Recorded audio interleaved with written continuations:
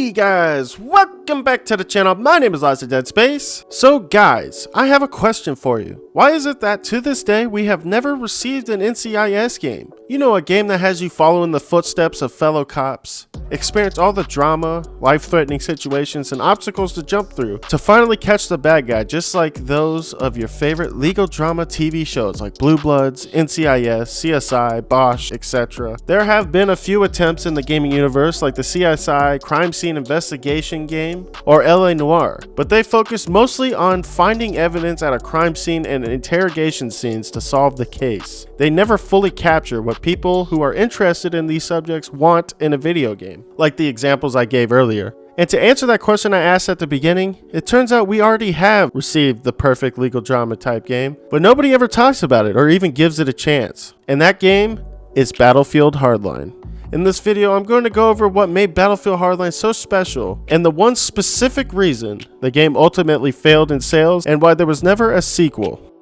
When I was growing up, I loved watching criminal investigation TV shows, and in turn, it would make me want to, at an early age, become a criminal investigator myself. Until I realized that I'm not smart, I hate school, I don't like taking orders, the pay is abysmal compared to the amount of work you need to do to get there, and the job doesn't come close to as exciting as the shows portray it to be, just to put that cherry on top. So when the CSI games started coming out in the early 2000s, I would be really excited. Finally, we could be that fictional role of police officer or crime scene investigator that we all loved watching. Finally, I can be my own Magnum PI or super forensic investigator guy. But sadly, the games never lived up to the title. They never had the twist story, the drama, the over-the-top action scenes, the strong character creations. The games never scratched the itch and never really gave you the feeling like you were in one of these shows. Until 2015, when Battlefield Hardline comes out. This game did all of these things. It had some investigation and evidence finding scenes, yes, but it also had all the other things that the previous games never had, which was a strong story, strong character development, cop corruption, story twists, exciting engagements with criminals, tons of drama thrown in between every single scene. And on top of all this, they also gave us an incredible multiplayer experience.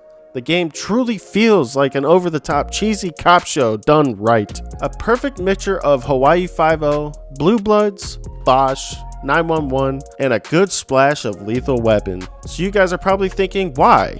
If it is so good, why was it not a huge success? And the answer to this question is simple. It's the title of the game, Battlefield Hardline. I don't know about you, but that title doesn't sound remotely like the game I'm talking about. Battlefield Hardline doesn't sound anything like a high-impact criminal investigation story-based video game at all. That would be the equivalent of me calling the next Sherlock Holmes game Call of Duty Hard Evidence. You want to make sure that everyone that likes Sherlock never plays the game? Do that. And that's unfortunately what happened with Battlefield Hardline. If they would have just spent some money to get some licenses, maybe even go under a previous title like Lethal Weapon or NCIS, instead of forcing the game to be held under the umbrella of a first-person shooter title, this game would have been very well known and very well received. In fact, if they would have went with a different title, I'm pretty sure the game would have been even better than it is now. Let me explain. If the game is called, let's just say Lethal Weapon or NCIS, then at that point, the game developers view the project completely differently. They don't have to keep balancing between story and off-the-wall first-person shooter. They can instead focus more on the story and add more of the anxiety and drama that makes these shows so successful still on TV today, and cutting a good amount of the fat out of the game that we have right now, which is copious amounts of combat scenes that I think was added into the game just because the game was called Battlefield. Don't get me wrong. I love violence. I'm just saying there's just a little bit too much. Maybe cut out 33% of it and the game dynamic flows so much better. With that being said, there are a lot of people who did give the game a chance and then fell in love with it. The game has developed a decent sized cult following and people still play the multiplayer to this day, which is another part of the game that is exceptional. It's like a mixture between Rainbow Six Siege, Battlefield, obviously,